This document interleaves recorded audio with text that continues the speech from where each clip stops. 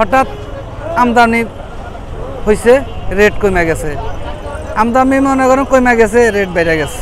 এটা কোনো সরকারের দোষ না, এটা মনে করেন কাঁচা মাল আমদানি রপ্তানি থেকে বাড়তি আর হইলো কমতি। এখানে কোনো সরকারের কোনো ইয়ে নেই।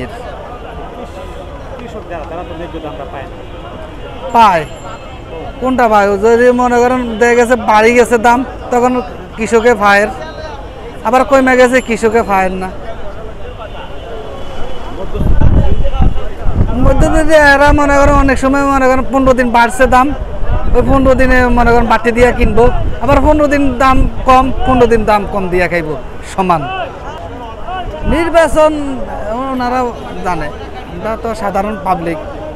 নির্বাচন নিয়ে আমরা ওনারা ভালো মন্দ, ওনারা ভালো মন্দ ওনারাই বুঝবো। ভালো যোগ্য প্রার্থীরে দেবো, এটা আমরা যাচাই বাছাই করে নেব, আমরা চোখে দেখবো না। সবাই তো বলে যে আমি অমুক করবো তমুক করবো, পরে তো মনে করেন বুঝলে যা, পরে বুঝলে জায়গা, ঠিক আছে কথা বলছেন, পরে বুঝলে জায়গা। আর গরিবের দিকে চায় না,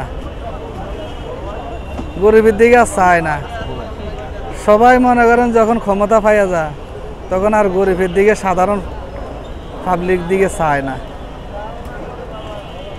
তিনি মনে করেন উপরে চলে যায়, তখন ওনার লগে দেখা করতে হইলে মনে করেন সিরিয়াল লাগে, ওনার লগে দেখা করতে হইলে সিরিয়াল লাগে। 5 দিন পরে আসেন, 10 দিন পরে আসেন।